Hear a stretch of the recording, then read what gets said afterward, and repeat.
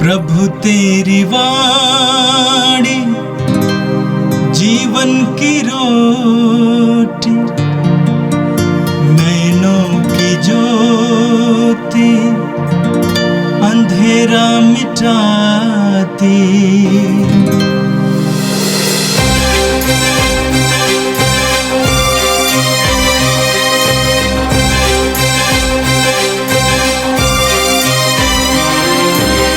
प्रभु तेरी वाणी जीवन की रोटी, नैनों की ज्योति अंधेरा मिटाती। प्रभु तेरी वाणी जीवन की रोटी, नैनों की ज्योति अंधेरा मिटाती। वाणी वाणी वाणी वाणी वाणी पवित्र है, शाश्वत है, जीवन का मन्ना है। 17 जून सोमवार। पहला पाठ राजाओं का पहला ग्रंथ, अध्याय 21, पद संख्याएं 1 से 16। इज़राइली नबोत की एक दाखबारी थी जो समारिया के राजा आहाब के महल से लगी हुई थी। आहाब ने किसी दिन नाबोत से कहा, अपनी दाखबारी मुझे दे दो, मैं उसे सब्जी का बाग बनाना चाहता हूँ, क्योंकि वह मेरे महल से लगी हुई है। मैं उसके बदले में तुम्हें उससे अच्छी दाखबारी दे दूँगा, या यदि तुम चाहो तो मैं तुम्हें उसका मूल्य चुका दूँगा। किंतु नाबोत ने आहाब से कहा, ईश्वर या ना होने दे कि मैं आपको अपने पुरखों की विरासत दे दूँगा। आहाब उदास और क्रुद्ध होकर अपने घर चला गया, क्योंकि इज़राइली नबोत ने उससे कहा था, मैं तुम्हें अपने पुरखों की विरासत नहीं दूँगा। उसने अपने पलंग पर लेटकर मुँह फेर लिया और भोजन करने से इनकार कर दिया। उसकी पत्नी इज़ेबेल ने उसके पास आकर पूछा, आप क्यों उदास हैं और भोजन करना नहीं चाहते? उसने उत्तर दिया, मैंने इज़राइली नबोत से कहा, रुपया लेकर मुझे अपनी दाखबारी दो, या यदि तुम चाहो तो मैं उसके बदले में तुमको एक दूसरी दाखबारी दे दूँगा। उसने उत्तर में कहा, मैं आपको अपनी दाखबारी नहीं दूँगा। इस पर उसकी पत्नी इज़ेबेल ने कहा, वाह, आप इज़राइल के कैसे राजा हैं! उठकर भोजन कीजिए और प्रसन्न हो जाइए। मैं आपको इज़राइली नबोत की दाखबारी दिलाऊंगी। उसने आहाब के नाम से पत्र लिखा, उस पर उसकी मुहर लगाई और उसे नाबोत के नगर में रहने वाले नेताओं और प्रतिष्ठित लोगों के पास भेज दिया।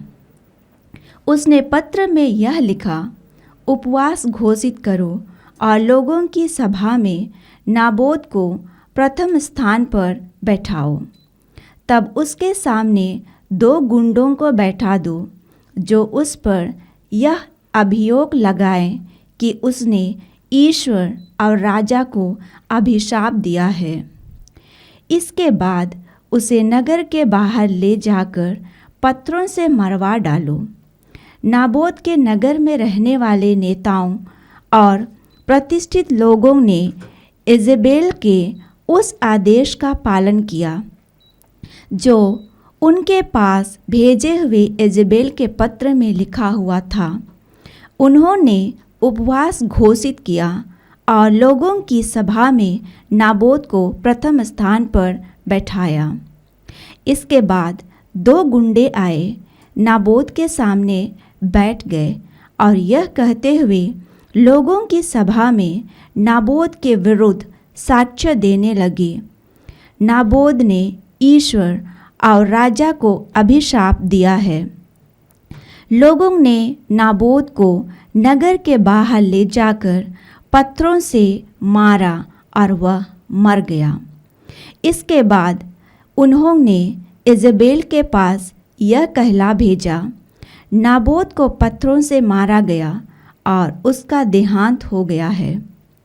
इज़बेल ने ज्यों ही सुना कि नाबोत पत्थरों से मार डाला गया है, वह अहाब से बोली, उठिए और इज़राइली नाबोत की दाखबारी को अपने अधिकार में कर लीजिए। जो नाबोत दाम लेकर आपको अपनी दाखबारी नहीं देना चाहता था, वह अब जीवित नहीं रहा, वह मर चुका है। अहाब यह सुनकर कि नाबोत मर चुका है, तुरंत ही इज़राइली नाबोत की दाखबारी को अपने अधिकार में करने के लिए चल पड़ा। यह प्रभु की वाणी। संत मत्ती के अनुसार पवित्र सुसमाचार अध्याय 5 वाक्य 38 से 42 तक। ईसा ने कहा, तुम लोगों ने सुना है कि कहा गया है, आंख के बदले आंख और दांत के बदले दांत। परंतु मैं तुमसे कहता हूं, दुष्ट का सामना नहीं करो। यदि कोई तुम्हारे दाहिने गाल पर थप्पड़ मारे तो दूसरा भी उसके सामने कर दो। जो मुकदमा लड़कर तुम्हारा कुर्ता लेना चाहता है, उसे अपनी चादर भी लेने ले दो। और यदि कोई तुम्हें आधा कोस बेगार ले जाए तो उसके साथ कोस भर चले जाओ।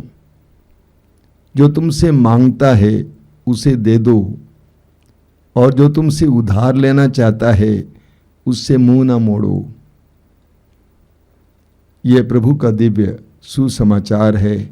ख्रिस्त प्रभु की जय। मेरे प्रिय भाई और बहनों, आज का पहला पाठ राजाओं की पहले ग्रंथ के अध्याय 21 से लिया गया था। हम लूकस की सुसमाचार की अध्याय 12 उसके वाक्य 15 में पढ़ते हैं। प्रभु कहते हैं, सावधान, हर तरह के लोभ से बचे रहो। सावधान, हर तरह के लोभ से बचे रहो। मनुष्य के पास कितनी ही संपत्ति क्यों ना हो, उसके द्वारा उसके प्राणों की रक्षा नहीं हो सकती है। प्रभु ने अपने शिष्यों से कहा, सावधान, हर तरह के लोभ से, लालच से बचे रहो। लालच बहुत खतरनाक होता है। लालच को 7 मूल पापों में एक मूल पाप माना जाता है, यानी जिससे कई अन्य पाप उत्पन्न हो सकते हैं, अपराध उत्पन्न हो सकते हैं। लालच में पड़कर मनुष्य क्या नहीं करता है। चोरी करता है, डकैती करता है, शोषण करता है, कत्ल करता है। आज के पहले पाठ में लालच का एक बहुत बड़ा उदाहरण हमें पढ़ने को मिला। वचन में आपने सुना, इजरायली नबोत की एक दाखबारी थी जो समारिया के राजा अहाब के महल से लगी हुई थी। अहाब ने किसी दिन नाबोत से कहा, अपनी दाखबारी मुझे दे दो, मैं उसे सब्जी का बाग बनाना चाहता हूं, क्योंकि वह मेरे महल से लगी हुई है। मैं उसके बदले तुम्हें उससे अच्छी दाखबारी दे दूंगा, या यदि तुम चाहो तो मैं तुम्हें उसका मूल्य चुका दूंगा। किंतु नाबोत ने अहाब से कहा, ईश्वर यह न होने दे कि मैं आपको अपने पुरखों की विरासत दे दूं। समारिया के राजा के महल से सटी हुई एक दाखबारी थी जो नाबोत की थी, एक साधारण इंसान की। राजा के पास किस चीज की कमी रहती है? राजा के पास सब कुछ है, सारा राज्य उसका है, सेना है, सोना है, संपत्ति है, किसी चीज की कमी नहीं थी। लेकिन एक दिन अचानक राजा के अंदर लालच आ गया कि मेरे महल से सटी हुई दाखबारी मैं ले लूंगा। दाखबारी का मतलब अंगूर का बाग। कितने परिश्रम से अंगूर का बाग बनाया जाता है, सजाया जाता है। राजा ने नाबोत से कहा कि मैं उसे ले लूंगा और उसको तोड़ ताड़ कर सब्जी का खेत बनाऊंगा। लेकिन नाबोत ने कहा, ईश्वर यह ना होने दें कि मैं आपको अपने पुरखों की विरासत दे दूं। ये तो मेरे पुरखों का दिया हुआ है, कैसे मैं आपको दे सकता हूं। मेरा दिल इससे जुड़ा हुआ है, मेरा परिवार इससे जुड़ा हुआ है, क्योंकि ये मेरे पुरखों की जमीन है, मैं आपको कैसे दे सकता हूं। राजा बहुत क्रोधित हुआ, उदास हुआ, खाने से इनकार किया। रानी को पता चला, रानी ने पूछा, राजा ने सारी बातें बता दी और रानी ने कहा कि आप क्यों घबरा रहे हैं, मैं सब कुछ का निवारण करूंगी। रानी ने राजा के नाम पर एक खत भेजा नाबोत के नगर के वासियों को और प्रतिष्ठित लोगों को कि उपवास घोषणा करो और एक सभा बुलाओ और उस सभा में नाबोत को भी बैठाना, एकदम सामने बैठाना, और 2 गुंडों को खड़ा करो जो खड़ा होकर ये बोलेंगे कि नाबोत ने ईश्वर के विरुद्ध और राजा के विरुद्ध कहा है, और उसके बाद उसको बाहर ले जाकर पत्थरों से मार डालो। रानी के आदेश का पालन हुआ, नाबोत की हत्या हुई। हत्या के बाद वचन में हम पढ़ते हैं कि रानी ने आकर राजा से कहा कि आपका दुश्मन समाप्त हो चुका है, और अहाब ने जाकर तुरंत उस जमीन को हड़प लिया। आज के जमाने में ऐसी कितनी ही कहानियां हमें पढ़ने को मिलती हैं। मनुष्य जितना ज्यादा अमीर होता है उतना ज्यादा उसके अंदर लालच भी बढ़ता है। बड़े बड़े लोग, धनी लोग, साधारण लोग गरीबों की जमीन जायदाद इत्यादि को हड़पने के लिए तुले हुए हैं। जिसके साथ भावुकता से वे लोग जुड़े हुए हैं उसको भी अपनाने के लिए प्रयास करते हैं। आज इस तरह की सैकड़ों कहानियां हमें सुनने को मिलती है। मनुष्य का लालच मनुष्य को कहां से कहां पहुंचा देता है। इसीलिए प्रभु यीशु ने कहा, लालच से बचे रहो।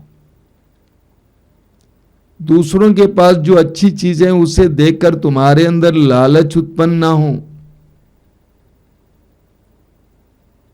प्रभु ईश्वर ने हमें 10 नियम दिए हैं। उन 10 नियमों में एक नियम है, पराये धन पर लालच मत करो। दूसरों के धन पर लालच मत करो। जो तुम्हारा है तुम्हारा ही रहेगा, दूसरों का है उनका रहेगा। हमारे देश में, विशेष करके हमारे उत्तर भारत में, हजारों या लाखों लोग कचहरी का चक्कर काटते रहते हैं सिर्फ लालच के कारण। अपनी जमीन के अलावा थोड़ी सी और जमीन दूसरे की हड़पने का प्रयास किया जाता है। 1 इंच जमीन के लिए, 2 इंच जमीन के लिए कितने लोग मारकाट करते हैं। लालच बहुत खतरनाक है। इसीलिए प्रभु ने कहा, सावधान रहो। और आज का सुसमाचार संत मत्ती के सुसमाचार के अध्याय 5 से लिया गया था। आपने सुना, प्रभु कहते हैं, तुम लोगों ने सुना है, कहा गया है, आंख के बदले आंख और दांत के बदले दांत। अब निर्गमन ग्रंथ के अध्याय 21 उसके वाक्य 24 में पढ़ते हैं कि पुराने विधान में लोगों को यह बताया गया कि आंख के बदले आंख और दांत के बदले दांत ले सकते हो, यानी प्रतिकार कर सकते हो।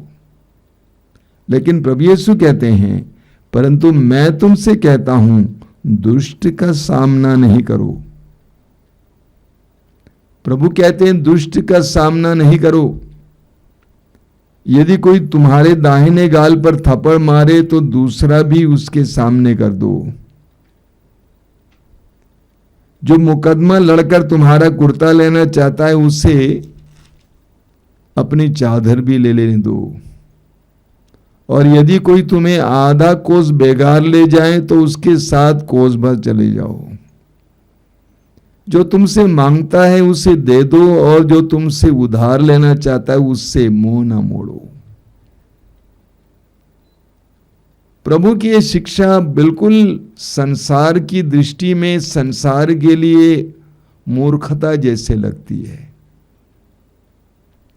सबसे पहले प्रभु कहते हैं दुष्टों का सामना मत करो।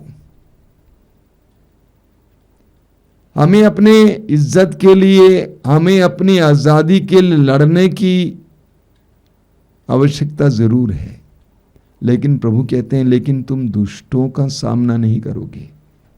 अब आज के पहले पाठ को उठाइए।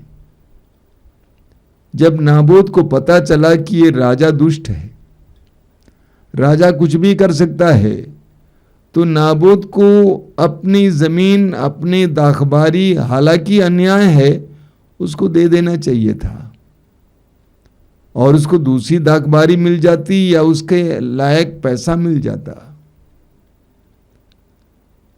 राजा दुष्ट था, राजा की नजर सही नहीं थी, राजा लालच के वश में था। नाबोत को ये जानना चाहिए था और दे देना चाहिए था। अब नाबोत को क्या फायदा हुआ? ना दाखबारी मिली, ना अपनी जान बचा पाया। इस दुनिया में कभी कभी हमें लड़ना पड़ता है, लेकिन कभी कभी हमें झुकना भी पड़ता है।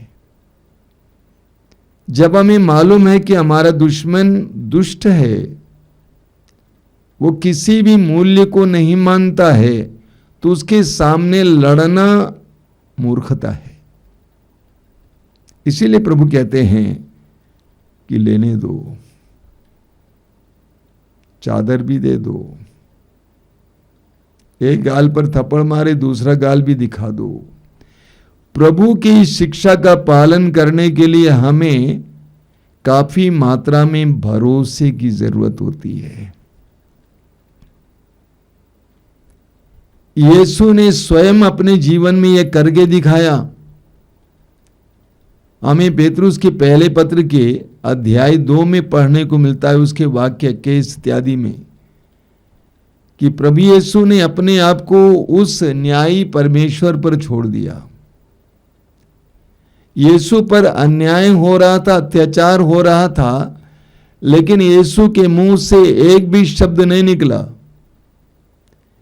क्योंकि यीशु जानते थे कि ये दुष्ट हैं। ऐसी परिस्थिति में प्रभु ने अपने आप को अपने पिता के हाथ में सौंप दिया। मेरे प्रिय भाई और बहनों, इस संसार में रहते समय हमें कभी कभी अपने हक के लिए लड़ना पड़ता है, जरूरी है, लेकिन कभी कभी हमें मौन होना पड़ता है, चुप रहना पड़ता है, लेने देना पड़ता है। लेकिन ऐसे समय हम नकारात्मक ढंग से नहीं देने देंगे, बल्कि हम सकारात्मक ढंग से लेने देंगे। हम ये विश्वास करेंगे कि प्रभु ने जो दिया था उस व्यक्ति ने ले लिया, वो प्रभु मुझे और भी दे सकते हैं, इससे भी ज्यादा दे सकते हैं। कुछ लोग लड़ लड़कर बेकार अपनी जिंदगी बर्बाद करते हैं। मैं ऐसे कई गरीबों को देखा है जो अपना पैसा वकीलों को देते रहते हैं। एक टुकड़ा जमीन के लिए इतने साल से लड़ रहे हैं, जितना पैसा वकीलों को दिया है उतने पैसे से उससे भी बड़ी जमीन वो खरीद सकते थे, लेकिन लड़ रहे हैं। तो हमें जानना चाहिए कहां लड़ना है और कहां झुकना है। और जब भी हम झुकते हैं, विश्वास के साथ झुकेंगे कि प्रभु मुझे इससे ज्यादा देंगे। मैं आपके सामने बहुत सारे उदाहरण रख सकता हूं, लेकिन यह रोज की रोटी है, इसीलिए कम समय में वचन बंद करना है। जब हम प्रभु के नाम पर, प्रभु पर विश्वास करते हुए झुकते हैं, लोगों को लेने देते हैं, तो प्रभु हमें प्रचुर मात्रा में देते हैं। हमें प्रभु से प्रार्थना करनी है आज कि प्रभु मुझे प्रज्ञा का वरदान दीजिए, ताकि मैं जान सकूं कि मैं कब लड़ूं और कब झुकूं। आइए हम प्रार्थना करें। प्रभु यीशु, धन्यवाद देते हैं आज के सुंदर दिन के लिए, आज के पाठों के लिए धन्यवाद देते हैं। तू हर रोज हमें नई नई शिक्षाएं देता है। तू हमें बताता है कि कब हमें झुकना है, कब हमें लड़ना है। प्रभु हमें प्रज्ञा का वरदान दीजिए। प्रभु हमें भरोसे का वरदान दीजिए। ये प्रभु यीशु इन वचनों को सुनने वाले मेरे भाई बहनों को आशीर्वाद देना। आज के संपूर्ण दिन में उनको तेरी कृपा का एहसास हो। हमारी प्रार्थना को ग्रहण कर, आमीन। प्रभु तेरी वाणी जीवन की रोटी, नैनों की ज्योति अंधेरा मिटाती। वाणी वाणी वाणी वाणी वाणी पवित्र है, शाश्वत है, जीवन का